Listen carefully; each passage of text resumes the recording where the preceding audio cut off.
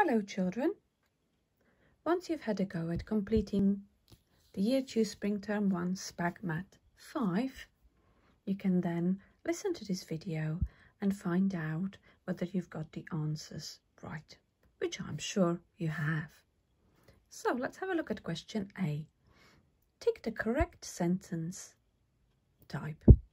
Be quiet, Peter. Now, I know that it can't be a statement because it doesn't end with a comma. It can't be a question because it doesn't ask a question and it doesn't have a question mark. So it can either be an exclamation or a command. Now, I'll have a look at the beginning of the sentence, and we know, children, that commands begin with a verb. That's right, they begin with a verb. And I know that be is a verb, therefore this sentence must be a command. Okay, question B. Write the opposites to these words by adding the prefix on. Prefix. Now I know that a prefix goes to which part of the word, children?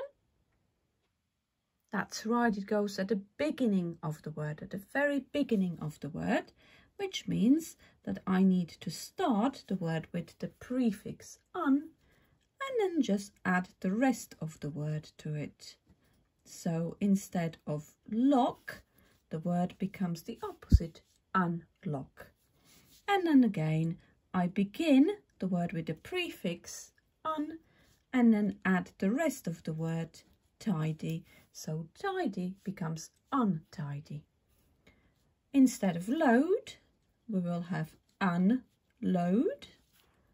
And instead of predictable, we will have unpredictable. Like this. Question C. Change these adjectives into adverbs using the suffix ly.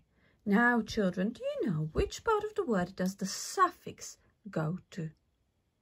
That's right, it's the end of the word. Suffix goes to the end of the word. So that means that I must begin the word as it is, and then I add the suffix ly to the end. So the adjective harsh becomes an adverb, harshly. The adjective quick becomes an adverb, quickly. The adjective excited becomes an adverb, excitedly. And the adjective snappy, now some of you will remember this from last time. What happens when we have an adjective which ends with a y and we want to add the suffix ly?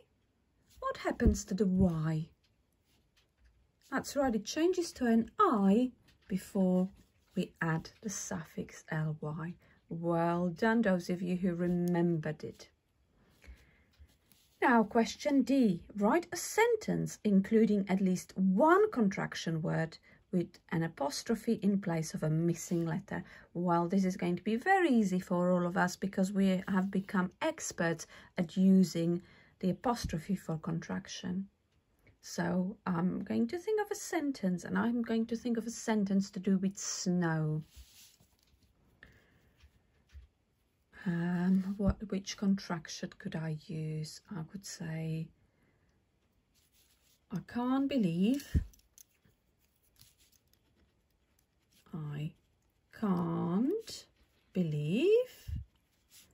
it didn't snow more!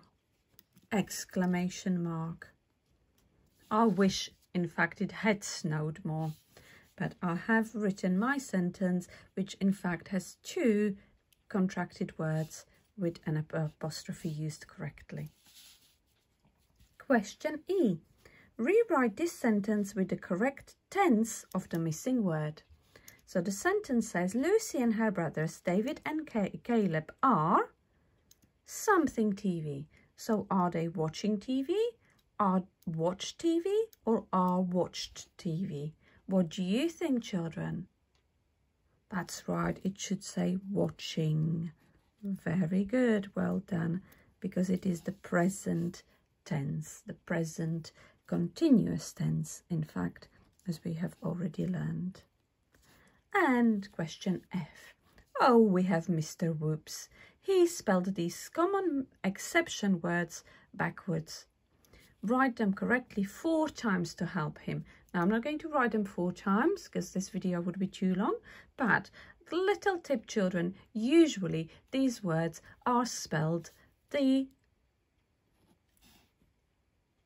wrong way round. They are spelled backwards. So if I have a look at this word and I spell it the correct way, it will make the word bath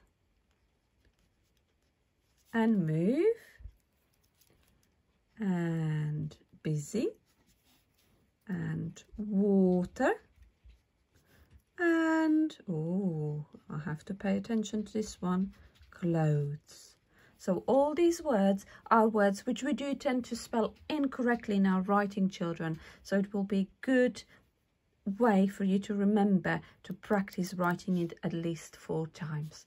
In fact, if you decided to write a sentence for them to learn how to use them correctly, it would be even better. So, children, did you get all of the questions right? I'm sure you did. Well done.